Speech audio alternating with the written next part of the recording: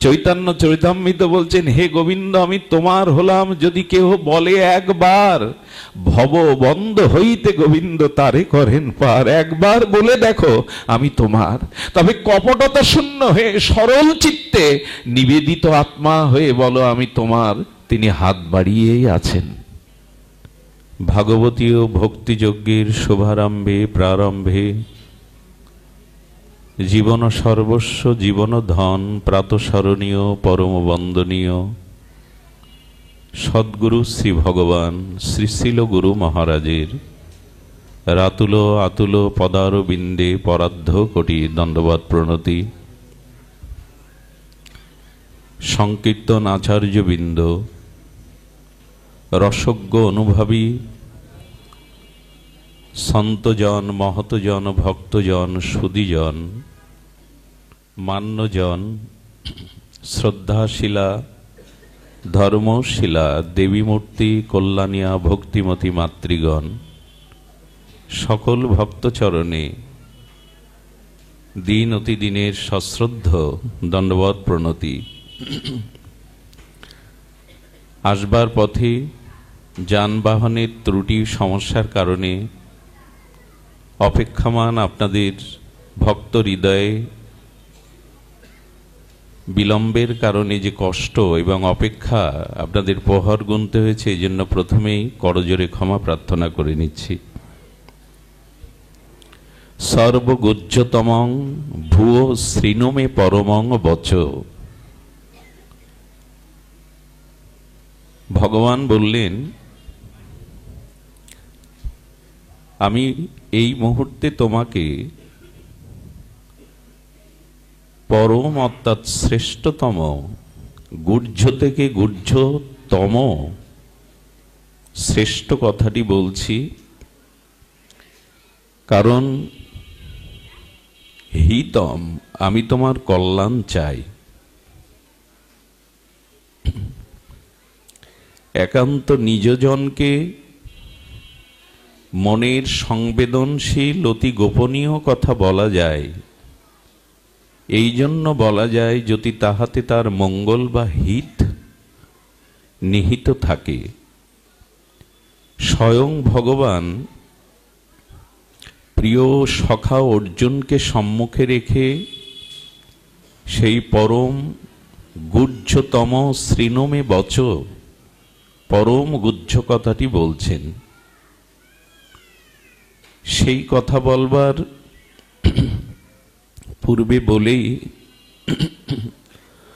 ভগবান এই গুহ্য থেকে গুহ্যতর দার্শনিক যে বিচার এখানে দিয়েছেন, এটি যদি আমরা জীবনে আমাদের চরিত্রে, আচরণে, ব্যবহারে গ্রহণ করতে পারি,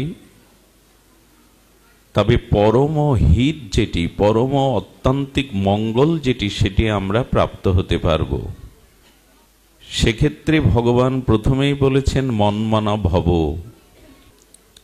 আমাদের অন্তর ইন্দ্রিয় সংকল্প বিকলাত্মক যে অন্তর ইন্দ্রিয় বৃত্তি মন, এই মনটাকে ভগবান চেয়েছেন।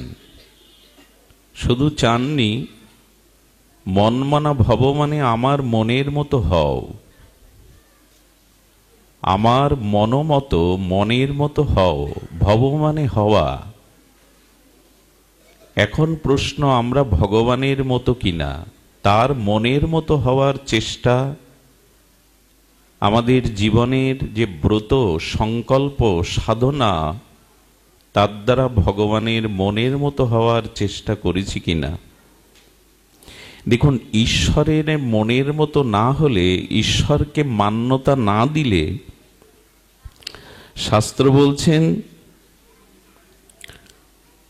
তখনই আপনার আমার জীবনে হিত বা অত্যান্তিক মঙ্গল আমাদের জীবন থেকে সরে যায়। তখনই অভিশাপ, স্খলন, পতন আমাদের জীবনে অবারিত হয়ে যায়। ঈশ্বরের মনের মতো না হয়ে বা তার মনটাকে তাকে অর্পণ বা সমর্পণ না করতে পারলে এবং ঈশ্বরকে মান্যতা না দিতে পারলেই আমাদের জীবনে সর্বোত্তম মঙ্গল থেকে, কল্যাণ থেকে, শ্রেয় থেকে আমরা বঞ্চিত হই না, একরকম পতন হই। খুব ধ্যান দিন। আচ্ছা, আমার দেহ অংশী, অংশী স্বরূপ দেহের হস্তটি হলো অংশ। এখন অংশী যদি অংশকে নির্দেশ করে ইচ্ছার দ্বারা, হাতটা উত্তোলন করো, অংশীর আদেশ অংশ সর্বদা পালন করে। দেহটা চেয়েছে শ্রীমন্দির অঙ্গনে হরিকথার এই মণ্ডপে, হরিকথায় নিকেতনে যেতে। এই জন্য অংশী দেহের অংশ চরণটি এখানে চলে এসেছে। এখন যখন অংশীর মান্যতা অংশ না দেয়, কখন দেয় না? হাতটাকে বলছি তুমি ওঠো, উত্তোলন করো। হাত যখন অংশীর কথা শুনছে না, তার একটাই কারণ, হাতে ব্যাধি এসেছে, হাত ব্যাধিগ্রস্ত হয়েছে। এই জন্য অংশী হাত তোলার চেষ্টা করতে বললেও বা নির্দেশ দিলেও হাত তুলতে, এটা রোগ কিনা? অংশ অংশীকে নির্দেশ করছে তুমি হাত উত্তোলন করো, আপনি তুলতে পারছেন না, মানে হাত সুস্থ নয়, ব্যাধিগ্রস্ত। ঠিক যখন অংশী স্বরূপ ঈশ্বরের অংশ স্বরূপ আমরা তার নির্দেশ বা তার মান্যতায় না চলি, তখনই জানতে হবে আমাদেরও জীবনে স্খলন পতনের ব্যাধি এসে দেখা দিয়েছে। অংশী দেহের অংশ হাত তো আপনার কথাই শুনবে, শুনছে না মানে হাত রোগগ্রস্ত, পক্ষাগ্রস্ত হয়ে গেছে। আমরা কার অংশ? আমরা কার অংশ? ভগবানেরই তো। সে কথা গীতাতেই ভগবান বলছেন, মাময়ী বাংশ জীবলোক জীবভূতা সনাতন। এজন্য আমরা ভগবানেরই অংশ।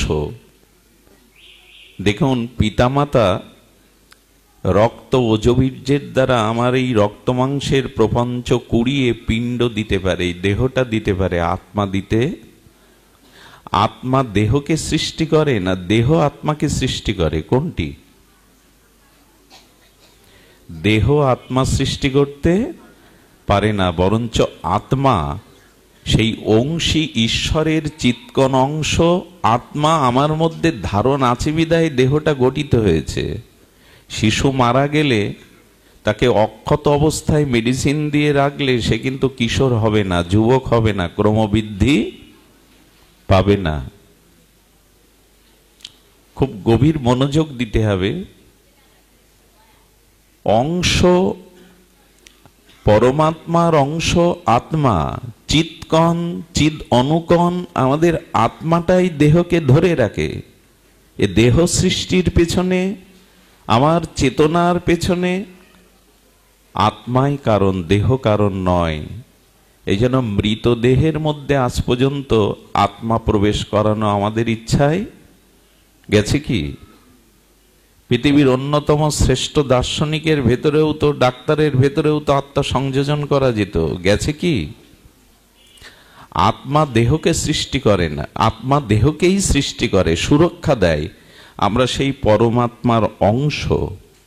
অংশ হয়ে যদি অংশীর নির্দেশ মান্যতা না দেই, অংশীর যদি আজ্ঞা তার নির্দেশ না পালন করি, তখন জানতে হবে আমরা ভবরূপ ব্যাধিতে আক্রান্ত হয়ে অসুস্থ হয়ে গেছি।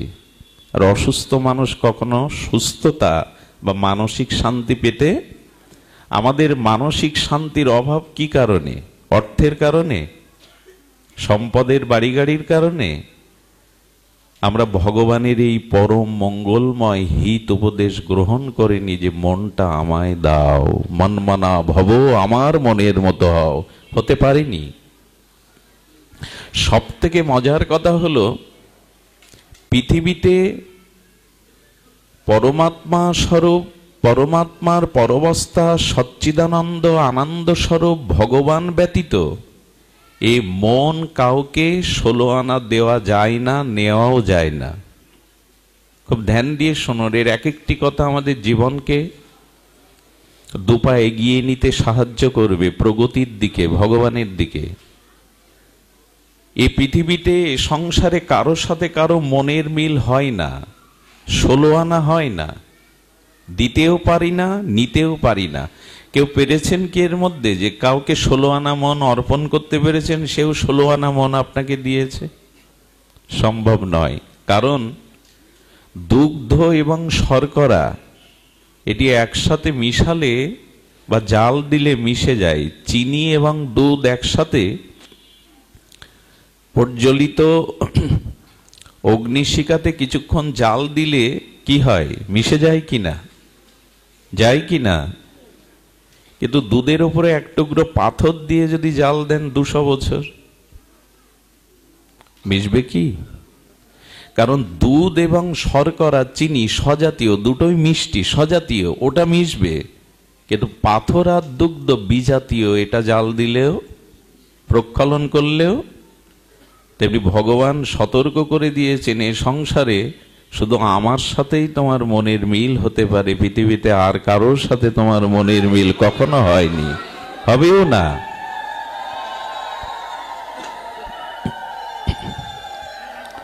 এজন্য একটু ধ্যান দিন, যখনই আমরা ঈশ্বরের ইচ্ছার সাথে বিরোধ করি, খুব মূল্যবান দার্শনিক বিচার করা হয়েছে, খুব ধ্যান দিয়ে শুনুন। যখনই স্বয়ং পরম ব্রহ্ম ঈশ্বরের ইচ্ছার বিরুদ্ধচারণ করি, আমরা ইচ্ছার বিরুদ্ধে আমাদের জীবনকে পরিচালনা করি, তখনই অভিশাপ নেমে আসে, আর এসেছেও তাই আমাদের জীবনে। আচ্ছা, তার ইচ্ছাটা কি একবার জানতে চেষ্টা করেছেন? আমাকে যিনিতে সৃষ্টি করলেন, এই অনন্ত সুন্দর ব্রহ্মাণ্ড আমার জন্যই রচনা করলেন, এই আনন্দ যজ্ঞে আমাকে নিমন্ত্রণ করলেন, এই জগতের আনন্দ যজ্ঞে আমার নিমন্ত্রণ করলেন উনি, আমাকে যে গড়লেন, আমি তার ইচ্ছাটা একবারও মনের দ্বারা জানতে চেষ্টা করেছি, তিনি আমার কাছে কি চান? এটা প্রশ্ন করুন সবাইকে, ঈশ্বর আমার কাছে কি চান, আমাকে কেমন করে তিনি গড়তে চেয়েছেন? এ উত্তর অনুসন্ধান আমরা সবাই রাখি না বলেই আমাদের জীবনের এই ভয়াবহ পরিণতি। তিনি আমাকে কি রূপে চান? আমার এই জন্মের পেছনে, এই সৃষ্টি আনন্দ যজ্ঞে আমন্ত্রণের পিছনে তিনিই একমাত্র কারণ। তিনি কেমন করে চেয়েছেন আমাকে, কি রূপে চেয়েছেন, তার ইচ্ছাকে মান্যতা দিয়ে চলেছি তো। যত আপনি তার ইচ্ছার, এই জন্য আমাদের উচিত বিড়ালির বাচ্চার মতো হওয়া। আমাদের উচিত কি? বিড়ালির বাচ্চার মতো হওয়া, বানরের বাচ্চার মতো না। বানর হনুমানের বাচ্চাটা মাকে জড়িয়ে ধরে, মা ওকে জড়িয়ে ধরে না। লক্ষ্য করবেন, হনুমান বা বানরের বাচ্চাগুলো শাবকটা মাকে বুক বেড দিয়ে জড়িয়ে ধরে, মা ধরে না। আর এই জন্য লাফালাফি স্বভাবের বানর হনুমানের বাচ্চাগুলো যখন পড়ে যায়, তখন উল্টে বাচ্চাকে থাপড়ায় ওর মা, ভালো করে ধরিসনি কেন, এই জন্য পড়ে যায়। কিন্তু বিড়ালি যখন তার বিড়ালির বাচ্চাটাকে ঘাড় মোটকে ধরে, পড়ে যায় তো। তার কারণ হলো, ওখানে শাবক বাচ্চা তার মাকে ধরেছে, আর এখানে মা তার বাচ্চাকে ধরেছে। আমার মনে হয় দুহাত বাড়িয়ে দিয়ে সরল নিষ্কপটে ভগবানকে বলুন, তুমি আমাকে ধরো, আমি ধরলে হারিয়ে ফেলি, বারবার ছেড়ে ফেলি, তুমি ধরো আমায়। এই আবেগের কথা নয়, দার্শনিক বিচারের সর্ব অবধিকতা এটাই, তুমি আমাকে ধরো, আমি ধরলে বারবার হারিয়ে ফেলি হাত, তুমি আমায় ধরো। এই গান আপনাকে গাইতে হবে। প্রাণনাথ বংশীধারী মুরলীধারী শ্যামসুন্দরের কাছে এই গান গাইতে হবে। গানের পয়ারটি জেনে নিন, গুনগুন করে আজ থেকে গাইবেন তার সামনে গিয়ে। আমার হাত ধরে তুমি নিয়ে চলো সখা, আমি যে পথ চিনি না, আমি পথ চিনি না, আমায় হাত ধরে নিয়ে চলো। তার সুরেই সুর মিলান, জগতে অন্য কারো সুরে সুর মিলালে শান্তি পাবেন না। পাইনি আমরা, স্ত্রী পেয়েছি, পুত্র পেয়েছি, কুটুম্ব পেয়েছি, ঘর সংসার পেয়েছি, শান্তি আজও। দুধে পাথর দিয়ে জাল দিয়ে কি করবেন, মিশবে না, চিনি দিন। এই জন্য ভগবান আর কিছু না চেয়ে তার মনের মতো হওয়ার জন্য বলেছেন, মনমনা ভব, আমার মনের মতো হও, আর কারো মনের মতো হতে যেও না। মত চিত্ত, তোমার মনটা আগে আমাকে দাও। এই যে ভোগের রন্ধন হয়েছে, এই ভোগের রন্ধনকৃত উপচারগুলো আগে কাকে নিবেদন করা হবে, আপনাকে আমাকে? ওগুলো প্রিয় অধিদৈবকে, দেবতাকে নিবেদন করে তার কৃত প্রসন্ন প্রসাদটাই তো আমরা পাবো। তো ভালোবাসা মনটা ভগবানকে দিয়ে তার মনের মতো তার রঙে রাঙান। এরপর ভগবান থেকে মনের ভিতরে যে ভালোবাসাটা আসবে, ওটা জগৎকে, স্ত্রী পুত্রকে দিন, তবেই শান্তি, না হলে শান্তি নাই। তার অসীমে মন প্রাণটার দিকে ধেয়ে যান, তার দিকে ধেয়ে যান। তিনি অনন্ত অসীম, তার দিকেই মনটাকে ধাবিত করুন, দেখবেন পথ হারা হবেন না। কবিগুরুর একটি চরণ মনে পড়ে, ঋষি কবি তো, তোমারেই করিয়াছি জীবনেরও ধ্রুবতারা। এ গান গাইতে পারিনি, এ সুর মূর্ছনা জীবনে তুলতে পারিনি, এ রাগ রাগিনী গাইতে পারিনি। তোমারই করিয়াছি জীবনেরও, করেছি কি না অর্থকে, সম্মানকে, দেহকে, সংসারকে, পদ প্রতিষ্ঠাকেই ধ্রুবতারা করেছি। এই জন্য আসুন, ঈশ্বরের ইচ্ছাকে বিরোধ করবেন না। তিনি যেটা চেয়েছেন তার মনের মতো হয়ে মনটা তাকে অর্পণ করে এ সংসারে চলাটাই, তার সম্মুখে হস্তটা বাড়িয়ে দিয়ে বলা, তুমি ধরো আমায়, আমার হাত ধরে তুমি নিয়ে চলো সখা, আমি যে পথ চিনি না।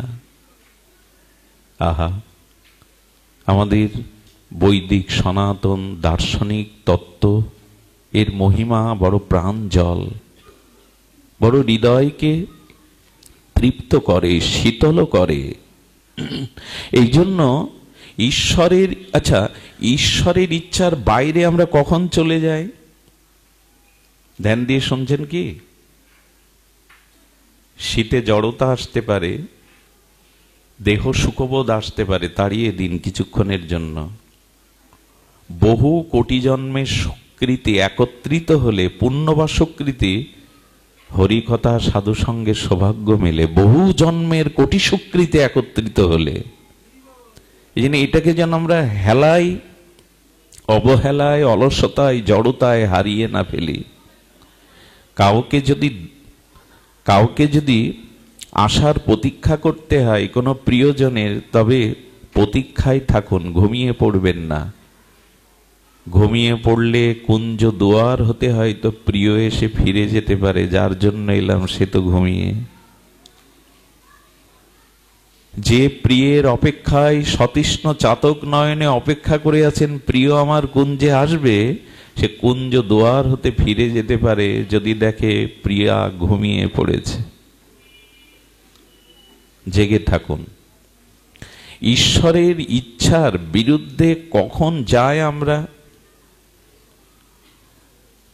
তখনই যায় যখন আমাদের ভিতরে অহং, দেহ অভিমান, দেহত্ববোধ, অভিমান, অহংকার এসে দেখা দেয়। 6 বছর বয়সে ব্রজলীলায় গোপীদের বসন হরণ করেছিলেন গোবিন্দ, তাই না? এ নিয়ে অনেকেই কটূক্তি করে, কৃষ্ণ গোপীদের বসন চুরি করেছে। 6 বছর বয়সের ব্রজনন্দন কিন্তু এ কথা কেউ বলে না 16 বছরের যুবক কৃষ্ণ সতী দ্রৌপদীকে বস্ত্র জুগিয়েছেন। বোঝা যায় এ কথা খুব কম লোকই বলে। প্রায় লোকের মুখে শোনা যায় অনাদিরাদি কৃষ্ণ পুরুষোত্তম গোপীদের বশনহরণ করেছেন 6 বছর লীলাতে, কিন্তু 16 বছরের কিশোর কৃষ্ণ দ্রৌপদীর বস্ত্র হরণে যে তিনি বস্ত্র জুগিয়েছেন এ কথা কেউ বলে না। আমাদের তো দোষ দেখায় স্বভাব, সেটা ভগবানের চরিত্রেও দিব্য লীলাতেও। তো গোবিন্দ বসন চুরি করলেন কেন জানেন? আসলে বসনটা বাসনা ধরুন। গোবিন্দ বললেন এই দেহ সুখের বাসনা থাকলে আমাকে পাওয়া যায় না। পতিরূপে চেয়েছে তো, একান্ত প্রিয় রূপে চেয়েছে তো, তা আমার কাছে আসতে গেলে বাসনাটা আমি আগে নিয়ে নিই। এই বাসনাটাই, দেহ অভিমানটাই, দেহে আবেশটাই তার ইচ্ছার থেকে দূরে সরে যাওয়া, তার মনের মতো থেকে আমরা তার মনের বিরোধ ভাবে চলা। বোঝাতে পারলাম না, সে অভিজ্ঞতা অনুভূতি তো নাই, আমার ভজনও নাই, কি করে বোঝাবো? যখনই স্বাতন্ত্র কামনা আসে আমার, স্বাতন্ত্র কাম মানে, কামনা মানে ইচ্ছা, কামনা মানে ইচ্ছা, ইচ্ছাটাকেই কামনা। তো গোবিন্দ বললেন স্বাতন্ত্র ইচ্ছা বা স্বাতন্ত্র কামনা আনলেই তুমি আমার থেকে দূরে সরে যাবে। কামনা 2 প্রকার, একটু ধ্যান দিন। কামনা 2 প্রকার, সেটি হলো মালতীর মালাগাতি পরাবো দোহার গলে, এটা কামনা না, ইচ্ছা না? মালতীর মালা গেথে চন্দন চর্চিত করে যুগলের গলে পরাবো রাধা মাধব, এটা কামনা কিনা? এটা কামনা। বলছেন এই কামনা থাকুক, কিন্তু আমি আমার প্রিয়ার গলে মালা পরাবো কামনা বাসনা চরিতার্থের জন্য, রক্ত মাংসে পিণ্ডের গলে, এ কামনা আর এ কামনা এক হবে কি? আমি শ্রাবণ পূর্ণিমায় ফুল্ল ফুলদলে যুগল মাধব মাধুর্য মূরতি রাধা মাধবকে বসে দোল দেব। ফুল দোলনায় দোদুল দোলনায় শ্রাবণী পূর্ণিমায় যুগলকে আমি দোল দেব, এই ইচ্ছাটা আর আমি আমার কামনা বাসনার এই দেহাবেশ নিয়ে, এই রক্ত মাংসের কামনাসক্ত জীব যদি তার প্রিয়াকে নিয়ে দোল খাওয়ার ইচ্ছা করে, দুটোই তো ইচ্ছা। ভগবানের প্রীতির জন্য, আত্ম কল্যাণের জন্য, আত্মতৃপ্তির জন্য ভগবানের আনন্দ দেওয়ার, সুখ দেওয়ার ইচ্ছাটাই প্রকৃত কামনা। এ কামনা থাকুক, এ কামনা নষ্ট করবেন না। কিন্তু ভগবানের সুখ ব্যতীত, তার প্রীতি ব্যতীত যখন সুখটা আমার দেহ ভোগের জন্য, আমার নিজ সুখের জন্য, এই রক্ত মাংসের পিণ্ড পচা গলা রক্ত মাংসের দেহ ভোগের জন্য কামনা আনি, তখন সেই কামনাটার নাম হয় স্বাতন্ত্র কাম। শব্দটা বড় মাধুর্য শব্দ দিয়েছেন ঠাকুর মশাই, নরোত্তম ঠাকুর, স্বতন্ত্র কাম। অর্থাৎ তোমার ভোগের জন্য যে ইচ্ছাটা জাগলো তার নাম স্বতন্ত্র কাম।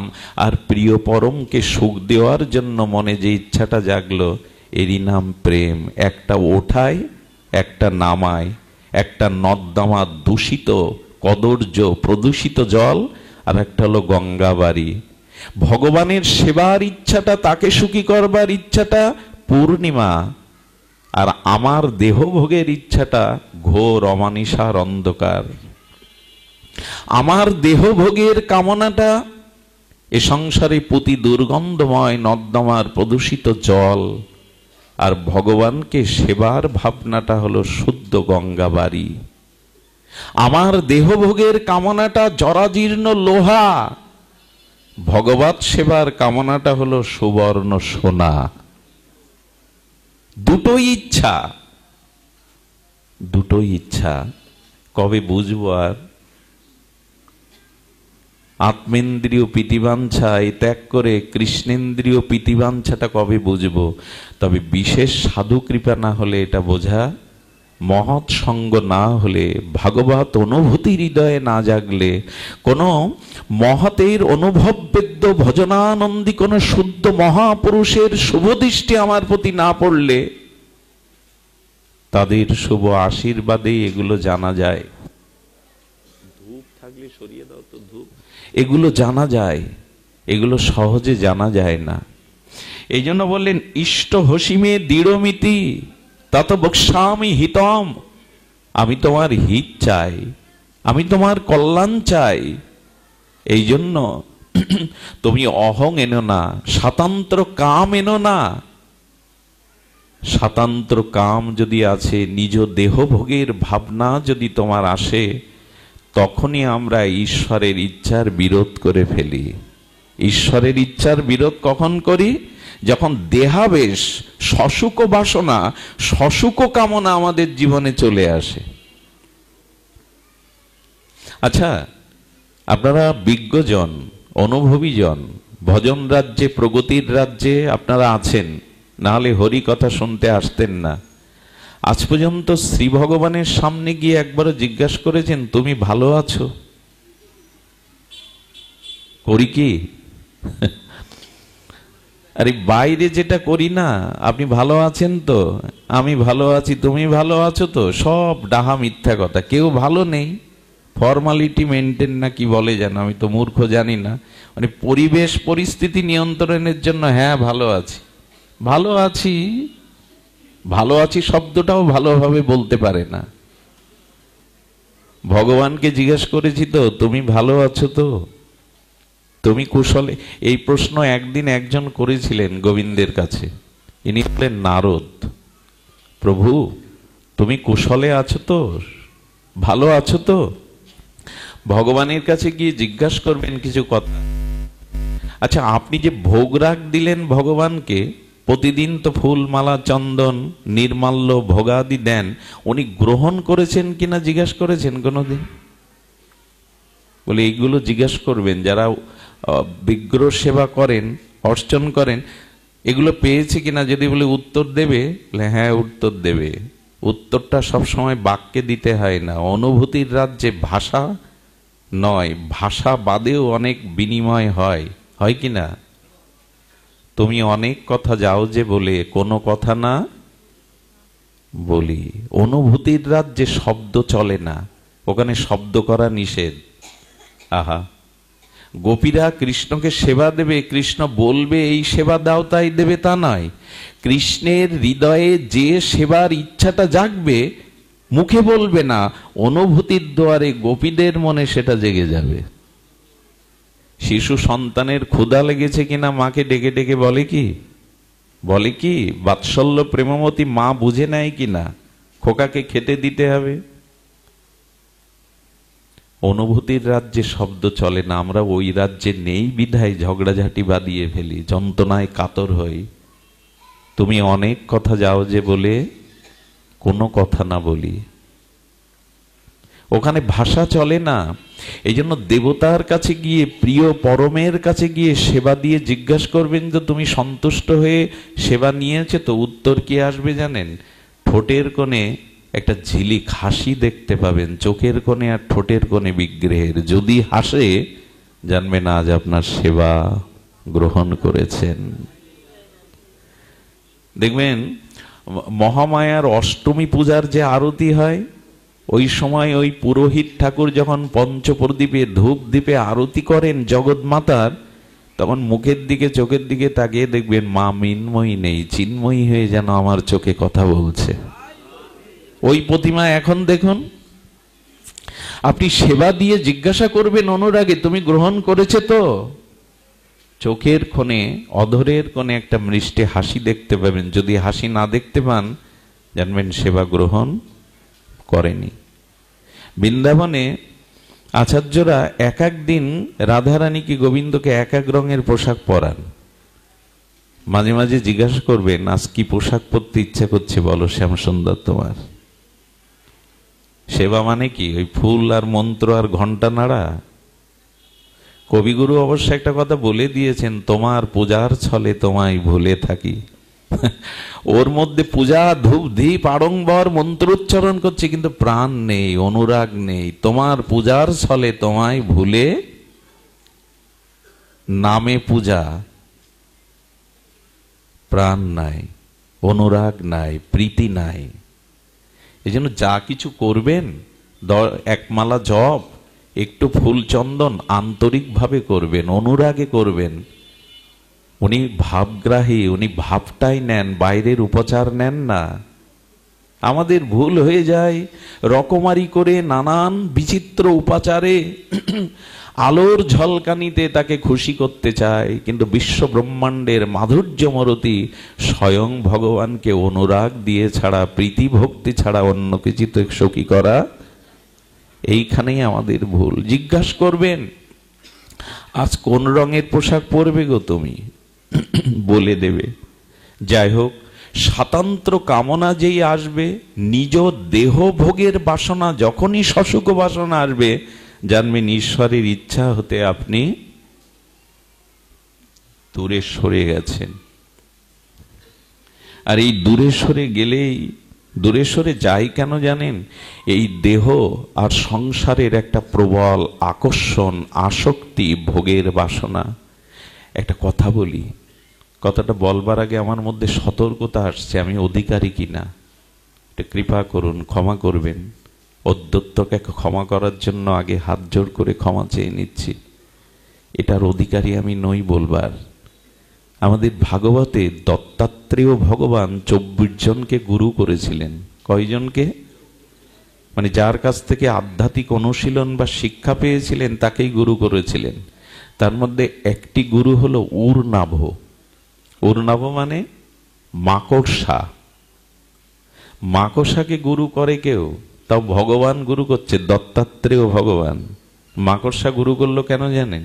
আহা, মাকড়সা দেখবেন তার নিজের ভেতরের মুখের লালা দিয়ে শিল্পের মতো একটা জাল নির্মাণ করে। এই অভিজ্ঞতা আমাদের প্রত্যেকের আছে, ঘরে বাইরে। ওরকম জাল আপনি বুনতে পারবেন না। আচ্ছা, ও উপাদানটা ও বাইরে থেকে আনে না, ওর মুখগহ্বরের লালা দিয়ে ও জালটা নির্মাণ করে। উদ্দেশ্য কি জানেন? রাজ্য বিস্তার করা। এই রাজ্যে আমরা যেমন বাড়ি গাড়ি ভূ সম্পত্তি চাকর বাকর ভোগ বিলাসের জাল বুনি কিনা? ব্যাংক ব্যালেন্স ভোগ সুখ বাড়ি গাড়ি সুন্দরী রমণী জাল বুনে যায়। সারা জীবন এই জাল বুনি সুখে থাকবো বলে। সসুখ ভোগবাসনায় একটা জাল বুনি। জাল বোনার পরে কি করে জানেন? ওইখানে বাচ্চা কাচ্চা নিয়ে বেশ সুখে রাজত্ব শুরু করে, কিন্তু ওই জালে আটকে ও নিজেই। কিন্তু এর পরের সংবাদটা, ওই জন্য বলছি আমার বলবার অধিকার আছে কিনা। ওই যারা ওর বাচ্চা কাচ্চা ছিল, রাজত্ব সৃষ্টি করেছিল সংসারের মোহমায়ায়, ওরা কি করে জানেন? ওরা মাঝে মাঝে ওই জালে আটকানো মৃত বা ওই জালে আটকানো মাকড়সার ভেতরে তার যে কলিজা, তার অস্তিত্ব ওর আপনজনরাই খেয়ে নেয়। এই জন্য শুকনো মাকড়সার জালে গিয়ে দেখবেন মাকড়সাটার পর্দা আছে, ওর ভেতরে কিছু ওরাই খেয়ে ফেলে। যেটা বুঝবার বুঝে নিন। যে জাল বুনেছি সংসারে, হ্যাঁ, কামনা বাসনায় নিজজনের জাল, ওরাই আপনার জীবনের অস্তিত্বকে ধীরে ধীরে খেয়ে ফেলবে। ফেলছেও তাই। দুঃখ কি আকাশ থেকে কেউ দিতে আসে? পাড়া প্রতিবেশী কি আমার দুঃখের কারণ, যন্ত্রণার কারণ? যাদের নিয়ে স্বপ্নের জাল বুনেছি তারাই কুরে কুরে খাবে আমায়। কি অদ্ভুত দৃষ্টান্ত দিয়েছেন। সংসার করতে হয় বলে এমন, এদের নিয়েই জীবনের যথা সর্বস্ব। জীবন ও যৌবন এদের বিলিয়ে দিলাম। যিনি নির্মাণ করলেন, যিনি মনের মতো করে গড়লেন, যিনি আনন্দ যজ্ঞে আমায় ডাকলেন, সব সংসারকে দিয়ে বসলাম। আর আমরা কিরকম চালাক জানেন, কিরকম কপট জানেন? সারা জীবন ভোগ করে, দেহ ভোগ করে, সংসার সুখ করে, চর্বশেষ্য লেজ্জ পেয়ে পেয়ে যখন বুড়ো হয়ে গেল, বয়স বৃদ্ধ হয়ে গেল, আর কেউ ভালোবাসে না, উঠতে বসতে কটু কথা বলে, আমার আর প্রয়োজন নেই, তখন বৃন্দাবনে নবদ্বীপে গিয়ে সাধুদের বলে, বাবা সব ছেড়ে দিয়ে এলাম। কত বড় চালাক! সব ছেড়ে, দেখবেন খুব আস্ফালন করে বলে, বাবা সব ছেড়ে দিয়ে এসেছি। ওরা তো বোকা না, ওরা ভজনানন্দী মহাপুরুষ। ওরা মনে মনে বলে, বাইরে দুঃখ পাবে বলে ভরে বলে, সব ছেড়ে দিয়ে আসিসনি, সব ছেড়ে আসিসনি, সব দিয়েই এসেছিস। এখন তোকে কে নেবে এই জরা ব্যাধিগ্রস্ত শরীরটা? কাকে দিতে এসছিস? সন্ধ্যার ঝরা ফুলে দেবতার পূজা হয় না, শুকনো বাসি ফুলে কেউ বাসর রচনা করে না। তোমার হাসি, তোমার বাসি, তোমার যৌবনটাই দিতে হতো তাকে। সব ওদের বিলিয়ে দিয়ে এখন উচ্ছিষ্টটা দিতে এসে আস্ফালন করে বলে সব ছেড়ে এসেছি। কত বড় কপটতা এগুলি!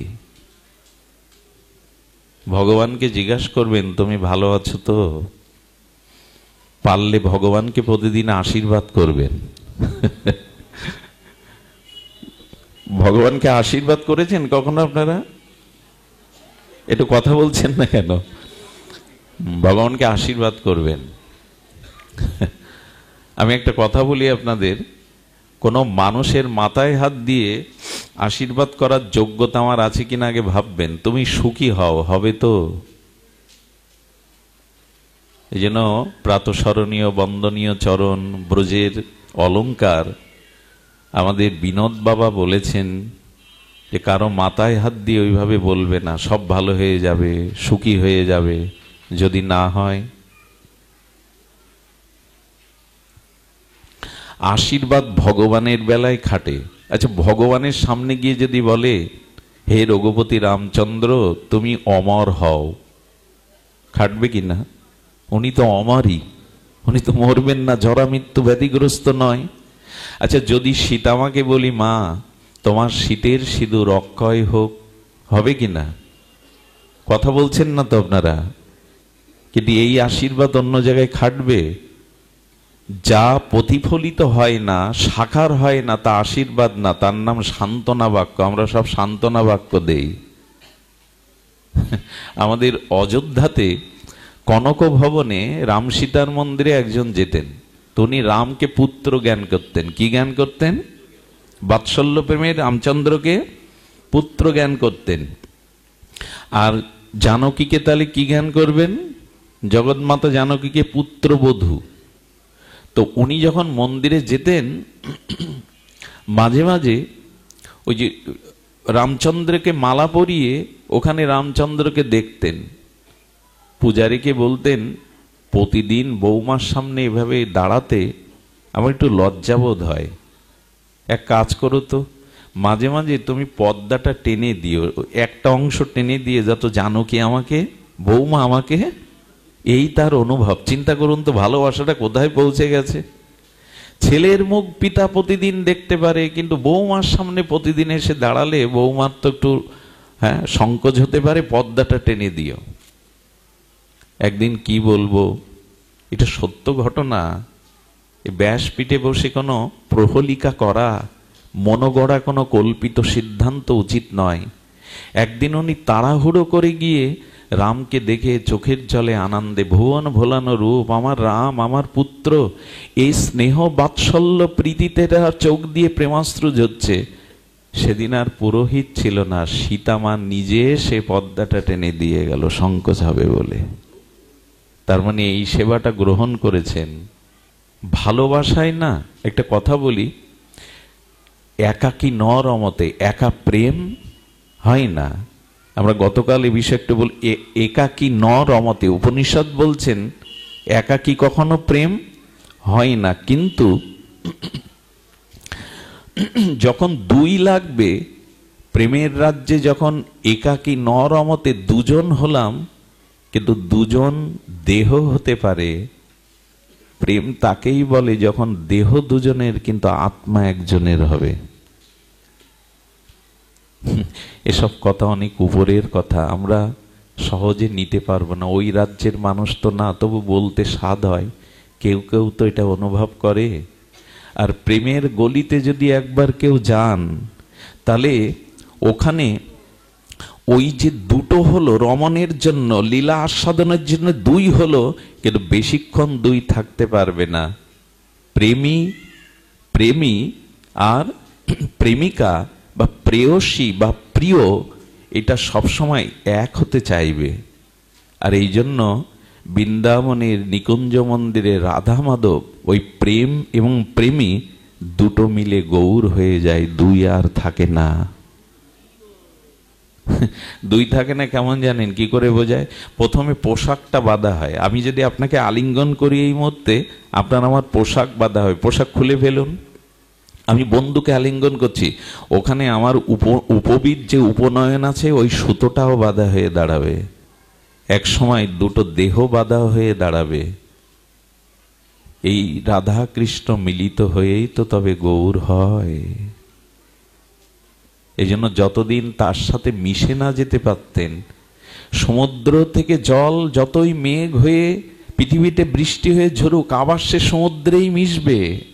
আমরা তার থেকে এসেছি, তার কাছে ফিরে যাওয়ায়, তার চরণে নিজেকে সমর্পিত হয়ে সেই পরমানন্দের আনন্দের মধ্যে নিজেকে মিলিয়ে নেওয়া, এটাই ছিল আমাদের মূল লক্ষ্য। ভগবান সেটা চেয়েছিলেন। ওই মহা সিন্ধুর ওপার থেকে কি সঙ্গীত ভেসে আসে, আয় ঘরের ছেলে ঘরে আয়। আর কত ভূতের বোঝা বইবি, আর কত ভূতের ব্যাগার খাটবি, আয়। এখানে চির বসন্ত, এখানে জরা নেই, মৃত্যু নেই, ব্যাধি নেই, হাহাকার নেই, আয় আমার কাছে ফিরে আয়, ঘরের ছেলে ঘরে আয়। এই ডাক যারা শোনেনি তারা বড় হতভাগ্য। এই বাঁশি যাদের কানে বাজেনি তারা বড় হতভাগ্য। এ বাঁশি বেজে চলেছে, তবে দেহে বাঁশি শোনা যাবে না, ভেতরে প্রবেশ করতে হবে। খুব ভেতরে, ভেতরে প্রবেশ করলেই এই বাঁশি তখনই বেজে উঠবে, সেই বাঁশির ধ্বনি তখনই শুনবেন। প্রথমেই যেটা বলেছিলাম, তার থেকে, তার ইচ্ছা থেকে আমরা দূরে সরে যাই যখন দেহাবেশ আসে, দেহ অভিমান আসে। এই জন্য গোপীদের দেহাবেশ ছিল না। কৃষ্ণলীলা, কৃষ্ণ বিরহ কাতরা গোপীরা মাঝে মাঝে ভাবতে ভাবতে নিজেই কৃষ্ণ হয়ে যেতেন, নিজেই কৃষ্ণ অনুকরণ করতেন। প্রেম প্রেমিকে এক করে দেয়। কবে হবে এই দিন? লালন যদিও গেয়ে গেছেন, মিলন হবে কত দিনে, কি বুঝলাম জানি না। ওই দিনটার অপেক্ষার জন্য প্রতীক্ষা করুন। নিত্য নিরন্তর অবিরত চিন্তার দ্বারা, মননের দ্বারা অপেক্ষা করুন, কবে তোমার কাছে ফিরে যাব, আমি যে তোমারই। এই পৃথিবীতে যখন কেউ বলে তুমি আমার, এর থেকে মিথ্যা শব্দ আর হতে পারে না। কিন্তু গোবিন্দ যখন বলে তুমি আমার, এর থেকে সত্য শব্দ জগতে আর দ্বিতীয় নেই। সদী মণ্ডলী, দেখুন গীতাতে আত্মসমর্পণ, ওই যে মদ চিত্ত মদগত প্রাণা, এনে বলেছেন না, মন মানা ভব মদ ভক্ত মদ জাজিমাং নমস্কার। খুব ধ্যান দিন শব্দটার মধ্যে।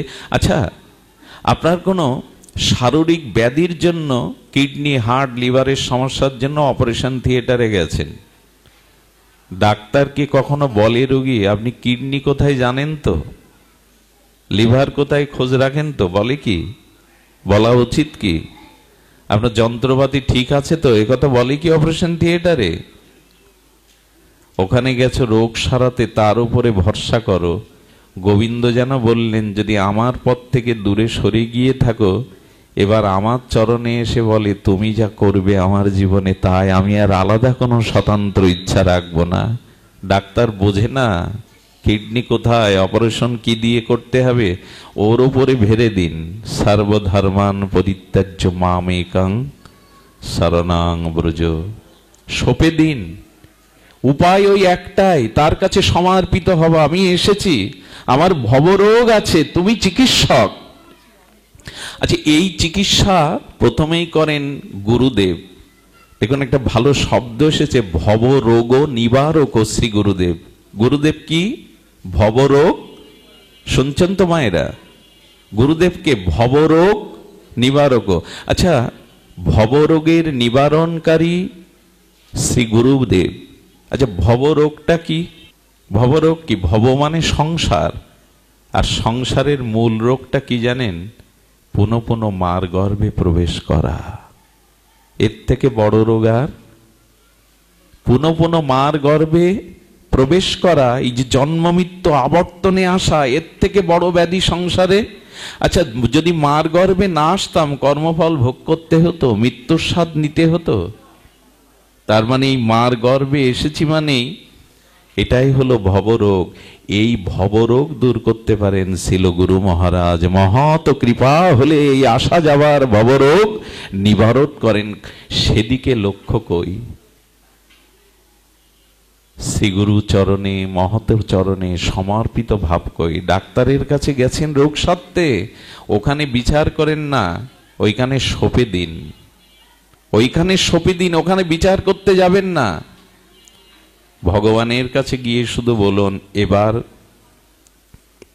আমাকে তোমার করে নাও। এইটুকুই তো মন্ত্র, এবার আমাকে তোমার করে নাও। তবে বলতে তো এখনই পারি, এখনই তো বললাম, বলে এভাবে বললে হবে না। কপটতা রেখে বলো না, হৃদয় দিয়ে বলো, হে গোবিন্দ আমি তোমার হলাম। চৈতন্য চরিতামৃত বলছেন, হে গোবিন্দ আমি তোমার হলাম যদি কেহ বলে একবার, ভব বন্ধ হইতে গোবিন্দ তারে করেন পার। একবার বলে দেখো আমি তোমার। তবে কপটতা শূন্য হয়ে সরল চিত্তে নিবেদিত আত্মা হয়ে বলো আমি তোমার। তিনি হাত বাড়িয়েই আছেন, হাত বাড়িয়ে আছেন। কপটতা ওখানে পৌঁছায় না, ছলনা ওখানে পৌঁছায় না। এই জন্য একবার শুধু অপেক্ষা, গোবিন্দ তুমি আমার। কিরকম জানেন, উত্তরার গর্ভে অভিমন্যু সেই অশ্বত্থামা ব্রহ্মাস্ত্র নিক্ষেপ করলে উত্তরা বলেছিল, প্রভু আমি নয়, পাণ্ডবদের উত্তরস্বরী হিসাবে তোমার ভজনের জন্য এই সন্তানকে তুমি রক্ষা করো। মাতৃগর্ভ মলমূত্রের দ্বার নরক সম যন্ত্রণা, এটা ভাগবতে আছে। মাতৃগর্ভে আমরা যখন থাকি, মলমূত্রের মাঝখানে একটা নরক। গোবিন্দ করলেন কি, ওই নরকরূপী মাতৃগর্ভে প্রবেশ করে ভক্তকে ব্রহ্মাস্ত্রের হাত থেকে রক্ষা করলেন। বলুন তো কেউ আছে এমন? আহা, মাতৃ জঠরে প্রবেশ করে অভিমন্যুকে, পরীক্ষিতকে, ভুল হচ্ছে, অভিমন্যু পুত্র পরীক্ষিতকে ভগবান রক্ষা করলেন। এমন এমন দরদি, এমন ভক্তবৎসল, এমন কৃতজ্ঞ ভগবানকে নিজেকে সমর্পণ করলাম না। এই জন্য গোবিন্দ বারবার বারবার সেই মূল কথা বলছেন, মনমনা ভব। তিনি বলছেন, হ্যাঁ আমাকে মনটা দাও। আচ্ছা একটু লক্ষ্য করুন তো, হাত ওঠানোটা ক্রিয়া শক্তি, খুব ধ্যান দিয়ে শুনতে হবে। হাতটা তোলাটা, এই যে আমি হাতটা উত্তোলন করছি, এটা কি শক্তি? ক্রিয়া শক্তি। হাত একটি ইন্দ্রিয়, এটা যখন কাজ করছে তাকে ক্রিয়া বলে। অর্থাৎ হাত উত্তোলন হচ্ছে, এটা হলো ক্রিয়া শক্তি। হাতটা উঠলো কেন? ধ্যান দিচ্ছেন তো? হাতটা উঠলো কেন মানে ক্রিয়া করলো কেন? ইচ্ছা হয়েছে তাই। আমি কিছু বোঝাতে গিয়ে ইচ্ছা হয়েছে তাই হাতটা উঠেছে। মানে নিতাই গৌর বলতে গেলে তো হাতটা তুলতে হবে। তার মানে ক্রিয়া শক্তির পেছনে কি কাজ করেছে?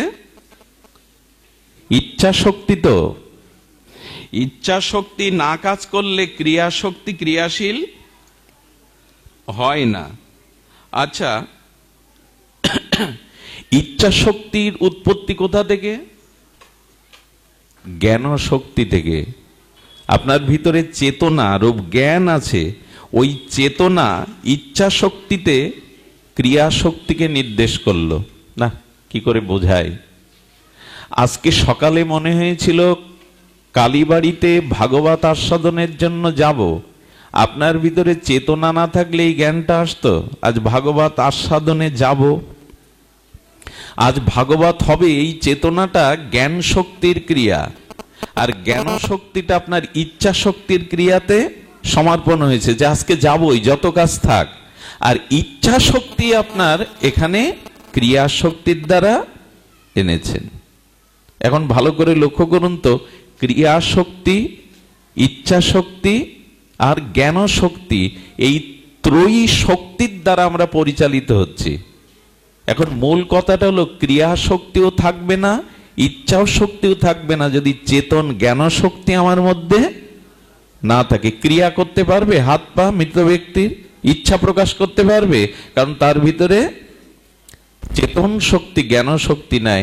এই জ্ঞান সত্যমূর্তিম ঈশ্বর পরমাত্মা রূপে আমার মধ্যে আছে, তাই চেতন জ্ঞান শক্তি ইচ্ছা শক্তিতে রূপান্তরিত হচ্ছে, ইচ্ছা শক্তি ক্রিয়া শক্তিতে রূপান্তরিত হচ্ছে।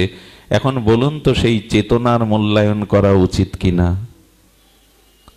এখন আমরা সেই চেতন শক্তির, ইচ্ছা শক্তি ক্রিয়া শক্তিকে সেই চেতন শক্তির অনুকূলে কাজে লাগাচ্ছি তো? এভাবে ঝড়ের মতো বলে গেলে এসব কথা বোঝা যাবে না। এই কথা বুঝতে এই জীবাধমে 30 বছর লেগে গেছে, তবু তো বুঝিনি। হয়তো মুখস্থ করে বা আমরা শব্দ বিন্যস্ত করে আমি আপনাদের বলবার চেষ্টা করছি, কিন্তু এই কথাটার কাছে আসতে গত 30 বছর লেগেছে। চেতন শক্তি অর্থাৎ জ্ঞান শক্তি ইচ্ছা শক্তিতে রূপান্তরিত হয়, ইচ্ছা শক্তি ক্রিয়া শক্তিতে রূপান্তরিত হয়। তাহলে তার ইচ্ছা শক্তিকে, ক্রিয়া শক্তিকে সেই চেতন শক্তির দিকে ফিরিয়ে দিন। আমি বলতে চেয়েছিলাম ড্রেনের দূষিত জলটা পতিত পাবনী গঙ্গায় ফেলে দিন, কিন্তু দয়া করে গঙ্গার জলটা পোকামাকড় প্রদূষিত ড্রেনের জলে ফেলে দিবেন না। আপনার ক্রিয়া শক্তি ইচ্ছা শক্তিকে চেতন শক্তিকে সমর্পণ করুন, তবেই তো আপনি তার হবেন, তবেই তো আপনার জীবনের পরিপূর্ণতা আসবে। এই জন্য শাস্ত্র বলেছেন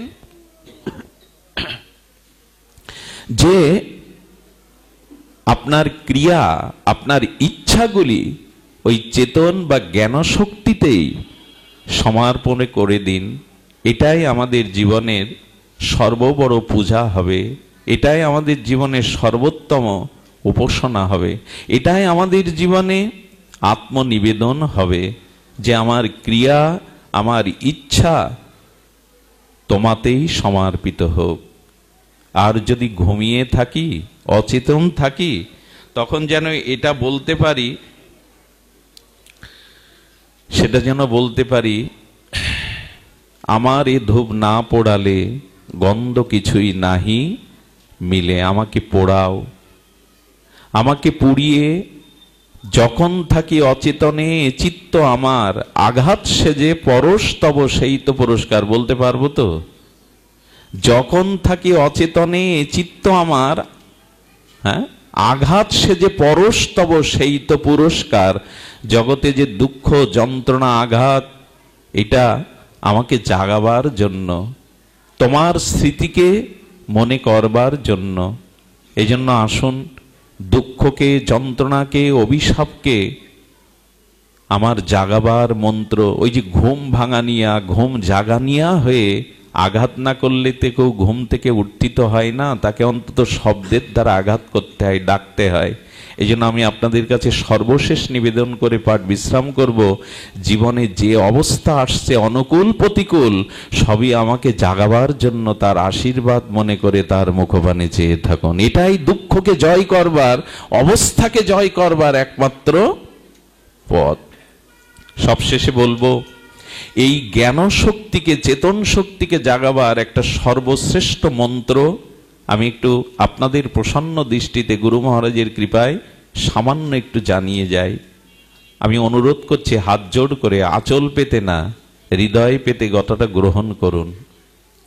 যদি আপনার সেই সুপ্ত চেতনাকে জাগাতে চান, সেই ঈশ্বর সত্তাকে, সচ্চিদানন্দ স্বরূপকে পূর্ণ জাগ্রত করতে চান, তবে একটি নিবেদন করব আপনাদের, সেটি হলো একমাত্র ভগবানের নামকে এই মুহূর্ত থেকে নিত্য নিরন্তর সংকল্প করে আশ্রয় নিন।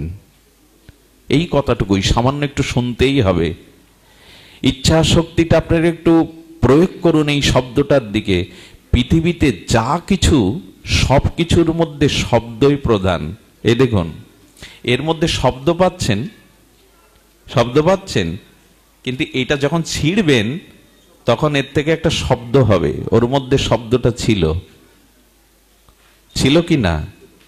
দুটো পাথর এক জায়গায় রাখুন, শব্দ পাবেন? দুটো পাথরকে সাংঘর্ষিক ভাবে ধাক্কা দিন, শব্দ আসবে কিনা? আপনি হাতটা ঘষুন, তার মানে শব্দ ব্রহ্মেরই এ জগৎ।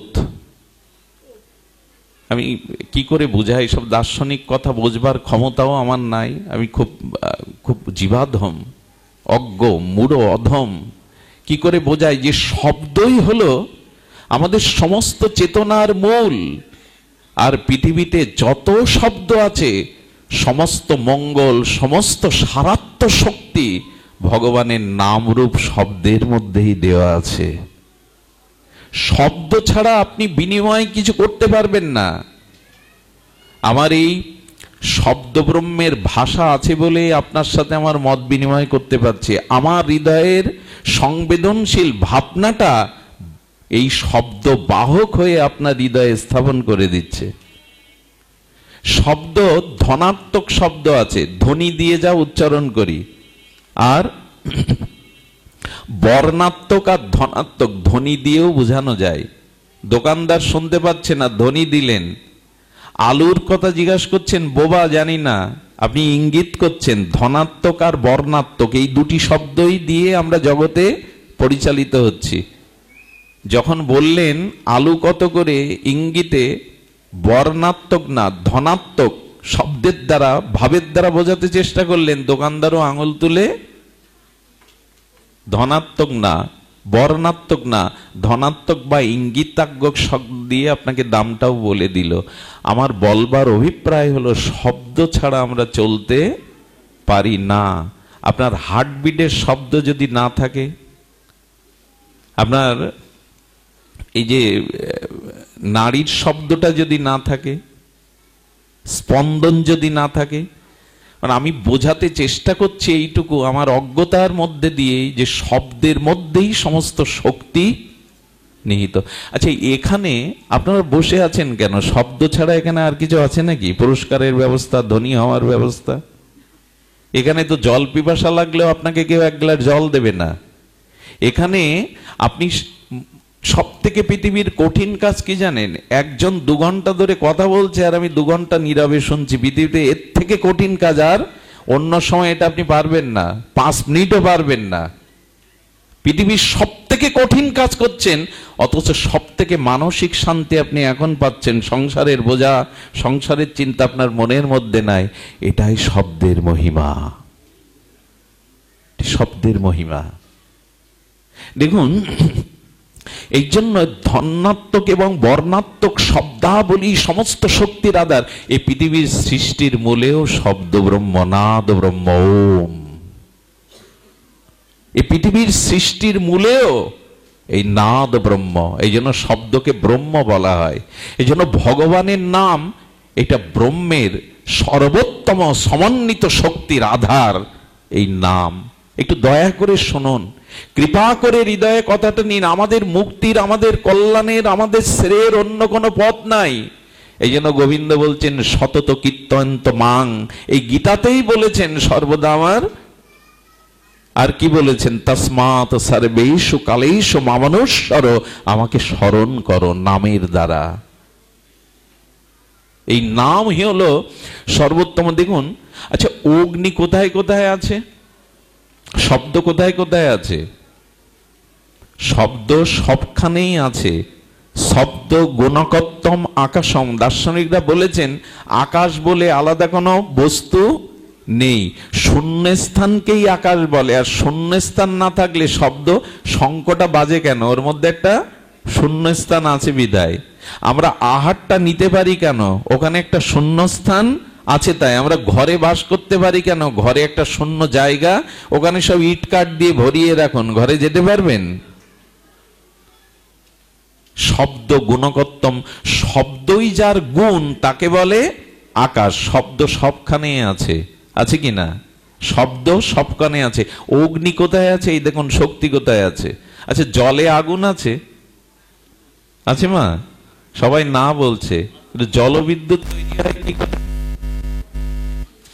সূর্যের কিরণ যেখানে যেখানে প্রতিভাত হয় ওখানে আগুন আছে। সূর্যের কিরণ যেখানে যেখানে প্রতিভাত হয় ওখানে জলবিদ্যুৎ প্রকল্প থেকে বিদ্যুৎ তৈরি হয়। জলে হাত দিয়ে বিদ্যুৎ পাবো তো? আপনার মধ্যে আগুন আছে বিধায় আপনি বেঁচে আছেন, তাপ আছে বিদায়। আচ্ছা, কোনো মরা মানুষকে স্পর্শ করে দেখেছেন সে কখনো গরম স্পর্শে গরম দেখায় কিনা? তার হাত সব মৃত ব্যক্তি শীতল বরফের মতো, তাপ নাই। সব পাতার মধ্যে, সব গাছের মধ্যে, এখন আগুনের উপরেই বসে আছি আমরা, এই কাঠগুলো কি আগুন নয়? এর মধ্যে কি আগুন নাই? জ্বালিয়ে দিন। তার মানে জলের মধ্যে আগুন আছে, কিন্তু আমি খুঁজে পাবো কি? আচ্ছা, মাটির মধ্যে গন্ধ আছে, মাটি খুঁড়ে পদ্ম ফুলের গন্ধ, রজনীগন্ধার গন্ধ, গোলাপের গন্ধ পাবেন। ফুলের গাছগুলো কি করে মাটি থেকে গন্ধ নিয়ে ফুলের পরাগ রেণু তো আমাদের দেয়। আমি বলতে চাইছি, আগুন সবখানে আছে, ফুলের গন্ধ মাটিতে আছে, কিন্তু সেটা আপনি আমি আবিষ্কার করতে পারি না। ফুলের পরাগ রেণু পবনে মলয়ে গন্ধ সুগন্ধ বিলিয়ে দেয়। ঠিক তদুপরি ভগবানের নামের মধ্যে ভগবানের সমস্ত শক্তি নিহিত আছে, প্রেম নিহিত আছে। যিনি এই নামটাকে নিত্য নিরন্তর অনুধ্যান করেন, এই নামের মধ্যে দিয়েই তিনি পরম ব্রহ্মের সমস্ত কৃপা লাভে সমর্থ হন। এই নামই আশ্রয় হলো মহাপ্রভুর লক্ষ্য ছিল। শুধু নাম নিবেন না, আরেকটি অনুরোধ করি, কারণ নামের সাথে সাথে আর তিনটি জিনিস ওতপ্রোতভাবে জড়িত। যার নাম আছে তার রূপ থাকতে হবে।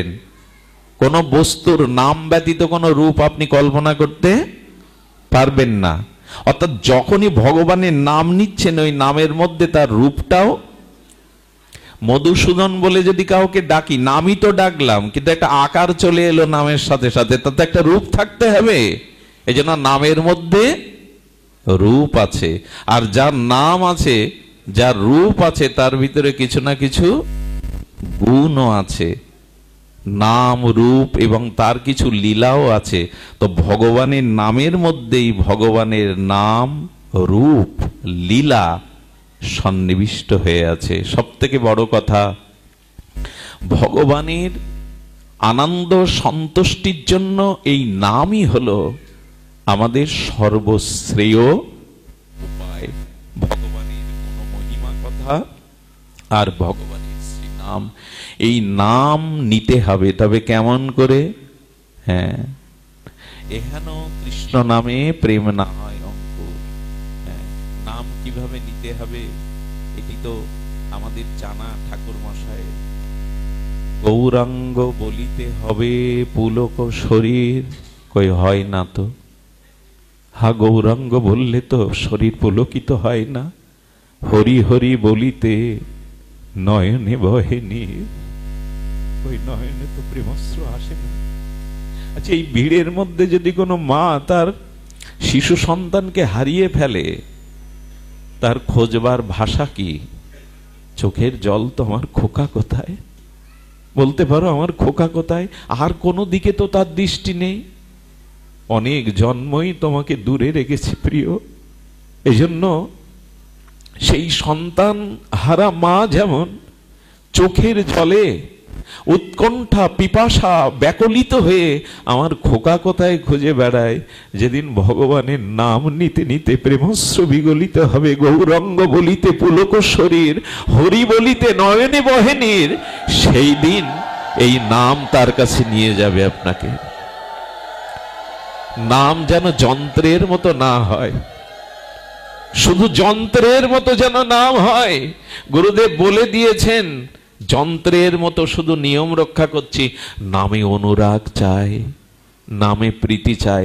দেখুন নামে প্রীতি কেমন জানেন?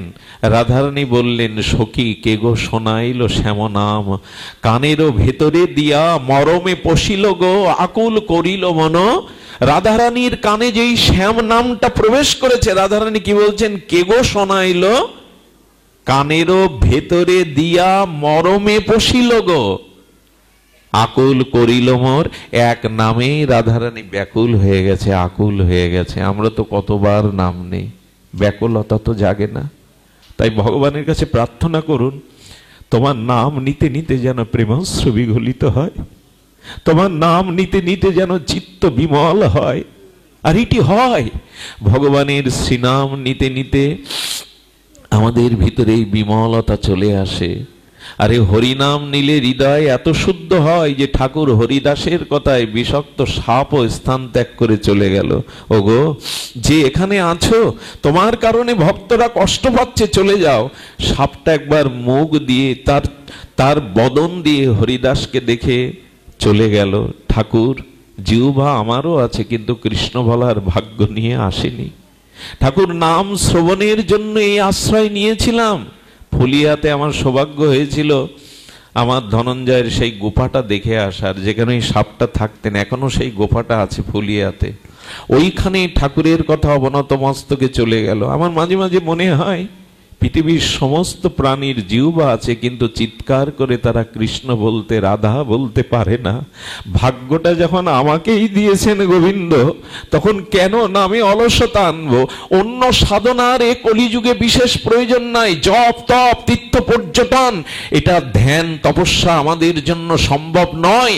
এই রোগগ্রস্ত অনিত্য কাল কবলিত শরীরে এখানে শুধু হরি কথা আর ভগবানের নামকে আশ্রয় করার কথা মহাপ্রভু বারবার বলেছেন। এক কৃষ্ণ নামে সমস্ত পাপ ক্ষয়, আর কৃষ্ণ নাম লইতে প্রেমের উপচায়। এই তো, আসুন নামকেই গ্রহণ করি নিত্য নিরন্তর। খাইতে শুইতে উঠিতে বসিতে নামই আমাদের হোক। মনের অনুরাগ মিশিয়ে, মনের প্রীতি মিশিয়ে, আর লীলা চিন্তনের মাধ্যমে এই নামই হোক আমাদের জীবনের একমাত্র ব্রত, একমাত্র। এই জন্য মহাপ্রভুর শেষ কথা, মহাপ্রভুর সেই উক্তি, শোনো মিশ্র কলিযুগে নাহি তপযোগ্য, যে জনা কৃষ্ণ ভজে তার মহাভাগ্য। অতএব গৃহে তুমি কৃষ্ণ ভজ গিয়া, খুঁটিনাটি পরিহরি একান্ত হইয়া। সাধ্য সাধন তত্ত্ব যা কিছু সম্বল, হরিনাম সংকীর্তনে বিশাল সকল। হরে কৃষ্ণ কৃষ্ণ কৃষ্ণ হরে হরে, হরে রাম রাম রাম হরে হরে। প্রভু কহে কহিলাম এই মহামন্ত্র, ইহা গিয়া জপসভা করিয়া নির্বন্ধ। ইহা হইতে সর্বসিদ্ধি হইবে সবার, সর্বক্ষণ বলইতে বিধি নাহি। আর আসুন নামকেই আজকের অনুষ্ঠান থেকে সংকল্প পূর্বক আমাদের জীবনে গ্রহণ করি। জয় হোক আজকের অনুষ্ঠানের, জয় হোক সমগ্র ভক্তমণ্ডলীর, জয় হোক আজকের এই ভাগবতীয় সবার। জয় শ্রী গুরু প্রেমানন্দে গৌর হরি বল। জয় রাধে, জয় নিতা।